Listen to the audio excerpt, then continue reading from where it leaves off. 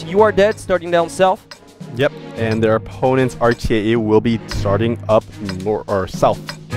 North. Yes, RTA. yes. So You Are Dead for clarification, playing as the green team, and RTA playing as the red team, as we had mentioned earlier, being the guest. Now taking a look at the tank selection, and oh boy, I'm liking this a lot. You Are Dead, pretty aggressive if you ask me. 2 MX-13s, 2 medium T-69s, of course the Loren 155 that we've mentioned, the Tetrarch Tier 2 light, and the T1. Yeah. And their opponents RTA going with the 2 MX-50, so a slightly definitely a heavier tank selection, and IS-3 as well, of course, Black Label with his MX-13. His beloved yes, MX-13. his beloved ride, and well, Noknoya is the official sniper on RTA, so he's always the one playing with SPG, and and actually First Blood goes towards RTA, taking that Tier 1 scout. Yes, and Ty Killer, Tier 2, Ty Killer getting the first kill here with his IS-3, so one scout down, and their better scout down as a matter of fact. And RTA actually kind of going for a more western side push, whereas actually the UAD team is actually just kind of sitting more further back towards their base. So nobody going for the hilltop just yet. I mean, you know what? With SPG, you don't want to rush it, and it's wide open. Unless you take cover behind that ridge, you're still going to be a sitting duck out there. So right now, well, you can see Black Label and the other members from RTE just taking cover behind those rocks next to the water, behind that hill. So yeah, they're just pretty much safe from artillery fire as we speak. The Object 261 from player Noknoya being based pretty much all the way up north of the island. And oh wow, nice. A nice shot here. So Cognac Wine with his MX-13 leveling things up here, taking out an RTA T1. Yep. So both teams losing their one of their scouts. So slightly less vision going to come out. Going to be not available to either of these teams. However, it's not too big of a deal. It's not too big of a deal, especially from the You Are Dead side, because I mean they've got so many light tanks out. I mean they have 2 MX-13s and they got 2 T-69s as well. So definitely going for more mobility. Out there on this map. And right now, well, I think it's the first time ever that I see RT camping. Kind of. I mean, not mobile. Yeah, it's actually kind of surprising, but it's not surprising because both teams do have that piece of artillery. SPG, so yes. So it's kind of a mobile stalemate in when it comes to the You Are Dead side. They're obviously using their MX-13s to good use here, just moving around. It's extremely hard to hit this tank. It's just so fast anyway. And of course Black Label just strolling around as well, but not too much. On the RTE side, they can't really moving openly. Obviously, they're just the heavy tanks are way too slow to do that, so they're just waiting for an opening. I feel like You Are Dead has been spotted right now on the You Are Dead side.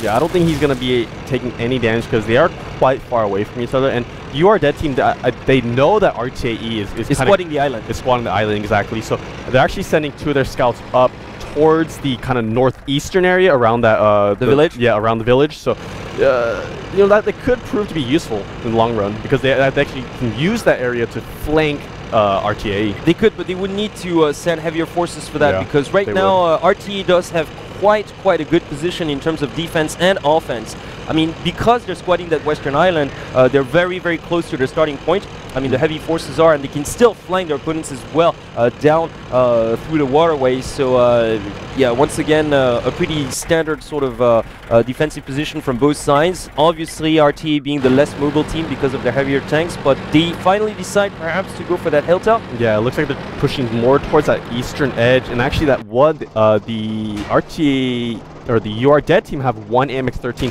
kind of around that central yes, indeed. So if he, so yeah, if he's going to be very quick to dodge this because all the heavy tanks right now looks like they're definitely just they're slowly moving up. They're slowly moving up, but as soon as they get out there in the open, they're going to be like sort of vulnerable to artillery fire as well once they get spotted by the MX-13. So they've got to be very careful about this. They do have to be very careful because RT cannot afford to lose any of those tanks pretty much. That would be a severe blow to them. Because actually, whoever loses a tier 8 tank first is pretty much forced to move out and be the aggressor. Exactly. Because, they will have a tier 8 point disadvantage. So if they don't go out and try and retaliate and take back those tier points, then they're going to just lose. Indeed, they would. Now we're 4 minutes and a half down, like in this first set, so 5 minutes and a half left. And well, if you ask me, you are dead quite content not to take any risks here. Yeah, they're actually extremely They have the extra mobility. Yeah. They definitely are down in terms of firepower, but because they've got those 2 MX-13s and those 2 T-69s, they could actually attempt kind of outmaneuver the RTE members, but I don't think they want to take any risks whatsoever. Because I think neither team are really, they don't want to risk anything because, you know, they're so close to the finals, you know, they don't want to just throw it out there. I mean, there's so much prize money at stake to start with as well, so definitely you don't want to take any unnecessary risk, especially given the fact that this is the opening set. But the same MX-13 has been spotted. It's actually moving up towards the central hilltop area. He might take a little bit of damage, but it looks like he's moving way too fast. He's way behind cover anyways. Oh, actually, he took a little bit of damage right there. He took about 20% of his health.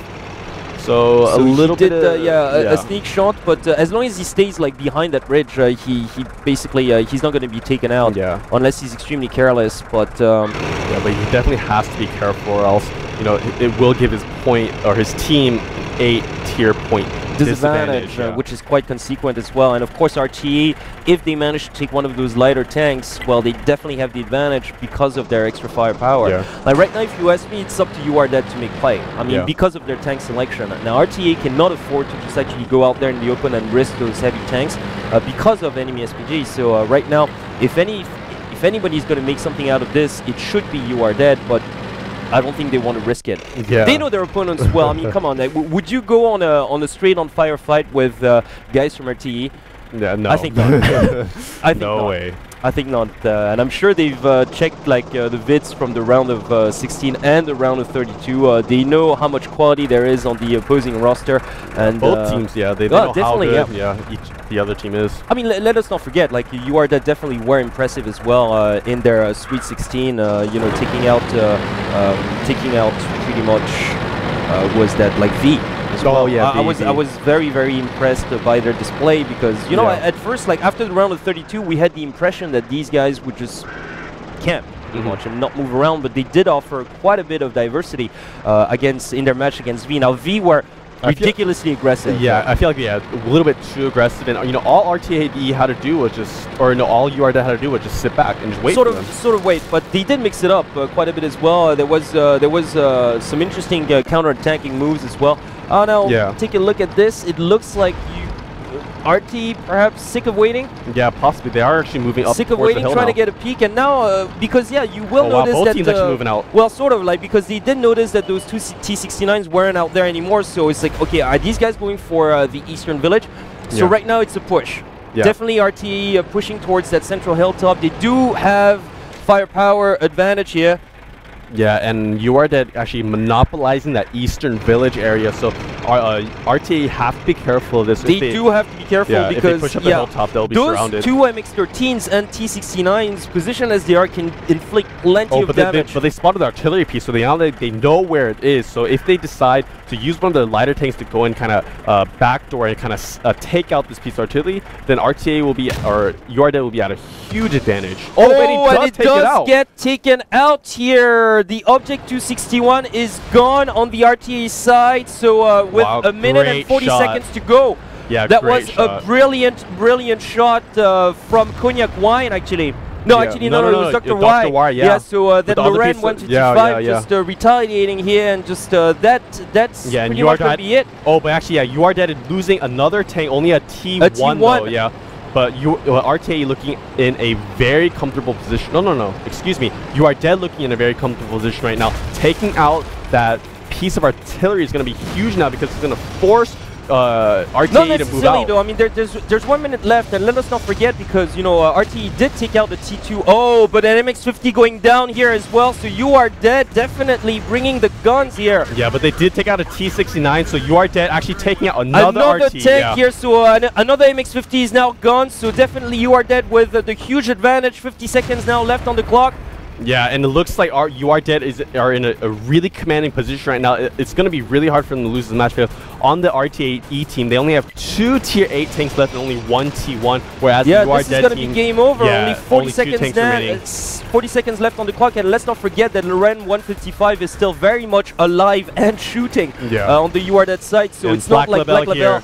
Yeah, he's hunting for the piece of artillery, but he doesn't exactly know where it is right now. Yeah, Black Label kind of he might be going for a cheap base capture, but really there's he doesn't there's have not enough much time yeah. to start with. There's not much they can do because all the only like 17 seconds left on the clock is just not going to be enough. So once again, You Are Dead, congrats here. They're actually just taking this opening set and quite in brilliant fashion. Yeah, definitely. Actually, just as you mentioned, getting location of that Object 261 just turned things around for them, and it